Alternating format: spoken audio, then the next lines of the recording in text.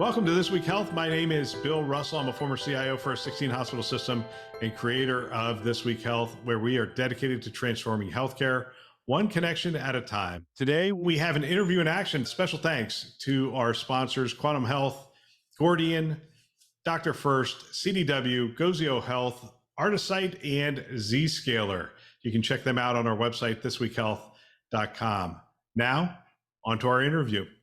Hi, I'm Drex DeFord from This Week Health, and I'm here with our partner, Intraprise Health, and two of the company leaders, George Pappas and Scott Mattia. Hey, welcome to the show, fellas. Thanks, Drex. Great to be here. I want to start with a little background, George. If you would introduce yourself and tell me quickly about your background, and I want to hear from Scott too. So we'll start with you, George. Great. No, thanks, Drex. Yeah, I've been in enterprise software really my whole career. Last decade in healthcare. I had about 7 years with Dr. First. My primary role there was as chief operating officer as we built out medication management to over a couple hundred partners, a lot of hospitals and medical practices. Got a really good feel for at a ground level, what are all these clients dealing with technologically every day? And then joined Intraprise Health just a couple of years ago as CEO. Very pleased to be. Yeah, Scott. Drex, thank you. So I've been in healthcare for over 15 years, started IT, went to audit, compliance, and cybersecurity, and worked in a very dynamic set of different environments, from healthcare nonprofits to integrated delivery networks to executive consulting. And now on the services aspect, I've been with Intraprise Health just almost 2 years. Coming up this September will be my anniversary, and actually known Intraprise prior to my joining the team and our great relationship, and glad to be here with you today.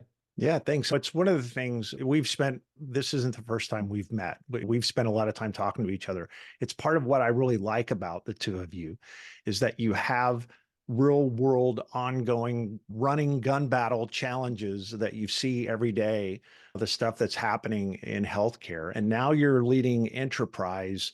George, tell me how this sort of came together and the vision for the company and all of that. Yeah, it was really interesting. The company really started with the formation of two entities. The first one was Blueprint, and that company was actually the first high trust assessor in healthcare in 2011. And in 2018, that entity joined with Intraprise Solutions, which had really an unbelievably strong software development team. And the vision, Drex, really was informed by the fact that high trust has always been known as an extremely valuable security framework certification, but it's very rigorous, takes an awfully long time. And we saw in our client base, I wasn't here at the time, so I really can't give you credit for it, but the company did, this notion of here's this very high level certification, but it's not as accessible as it can be. How can we provide automation and services to bring that kind of rigor in a more accessible and easier to use form for HIPAA, NIST, and all these other assessments out there, including high trust with automation and a combination of consultants and software at the same time. That was really the founding vision of the company, was to make the level of security that people can achieve easier, because today it's still very hard. And I think even when you get those certifications are good at that moment in time when the certification is done, right. But the bad guys change, the environment changes, software updates, all of that stuff goes on. So it's the ongoing running. How do I make sure I continue to stay in that position, right? That's the hard part, Scott. Yeah, that's an operational leader's biggest challenge is, okay, so this is just that one point in time. What do I do internally that goes beyond that, right? To be proactive instead of reactive. We've seen a lot of reaction given some of the threats and recent breaches and obviously constant increase that we're seeing year over year. But from a pragmatic standpoint is, how do I also get leadership adoption to get to that monitoring component to be in a more secure position? And unfortunately, you see a lot of organizations that are still struggling. So what does that look like?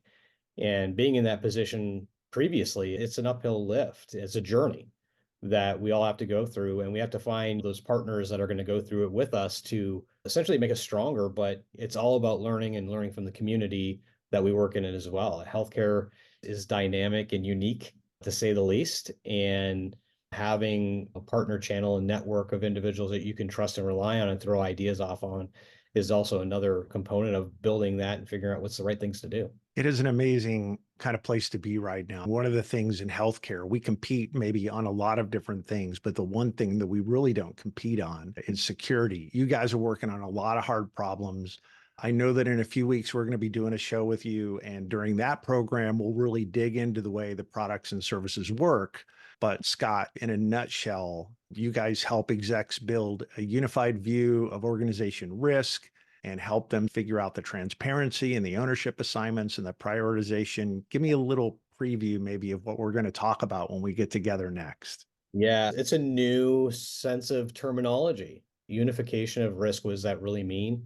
It's really bringing it all together. We go through, and let's go back many years, right? The whole integration and interoperability and standardization of nursing languages. That's now cyber. We have to really standardize and bring all that information together, because just as much as a patient's health information is important and seeing the holistic picture when they come in to be treated, so is risk. Risk needs to be brought together, your vulnerabilities to your systems, to your third parties. So here at Intraprise Health, with our Blueprint Protect platform that we have, it really brings in that holistic fashion to help security programs and quickly enable them to correlate that information, to enable them to treat, identify, measure the risks that they have from the various sources. And that continues to be the challenge. Again, it's priorities too, right? And we help through our platform and even through our services is to give them the necessary guidance and support that really makes them more powerful,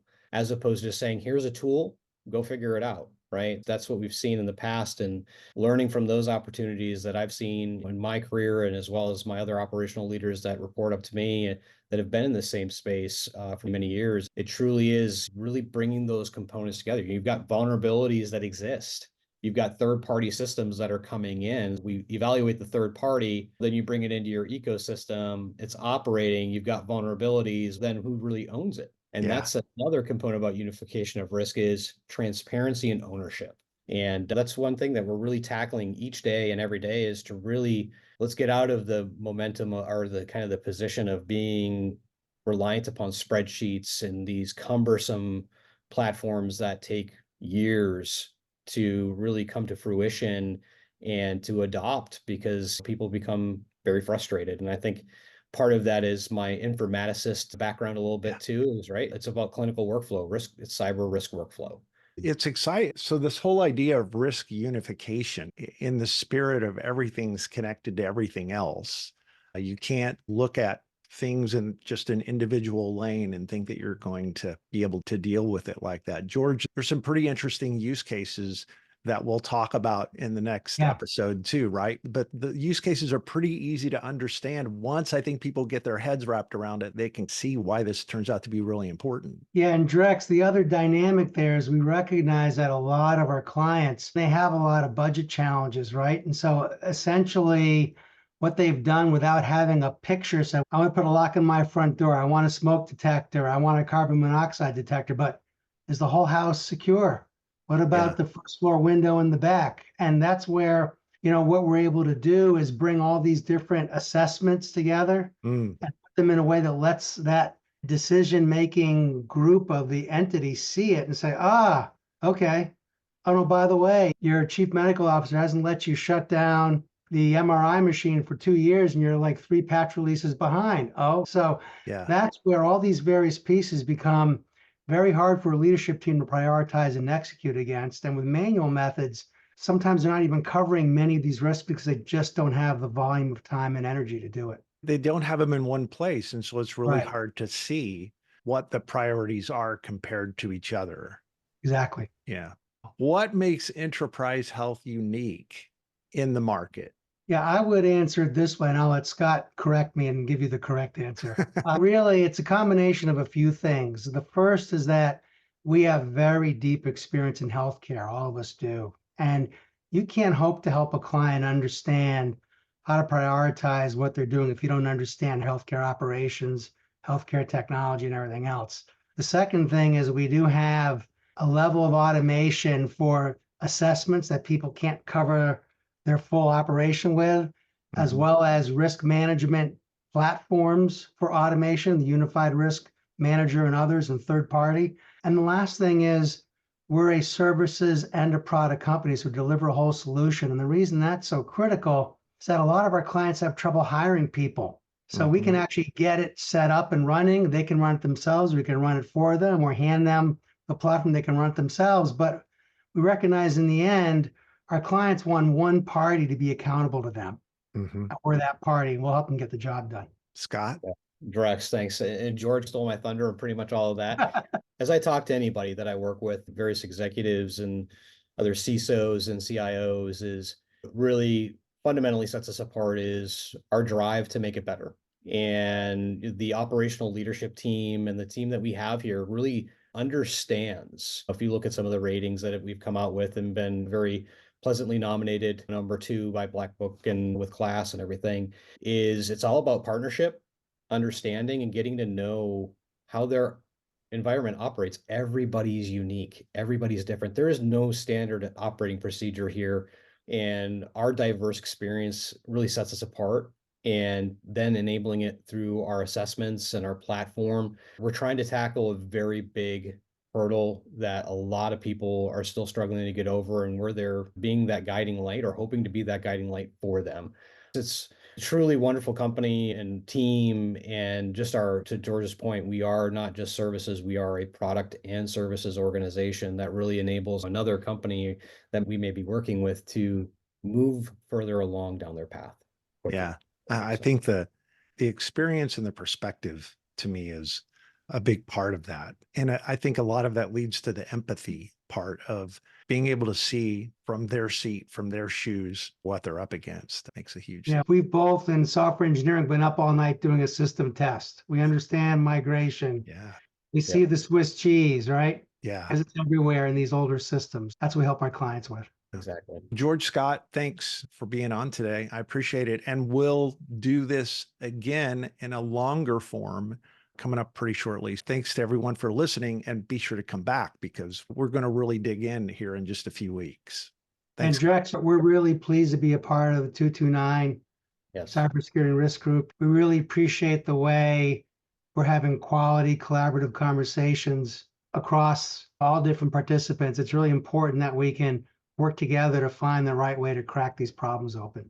I couldn't agree more. The challenges that we face today, we don't have to face alone. And I think not just across security professionals, but the reality that the community, as we continue to grow the 229 community, becomes a lot of folks who are not technically security professionals, but they're just as involved every day in making the organization secure and safe and doing the right thing for patients and families. So thanks for being a part of it too. I really do appreciate it. A pleasure.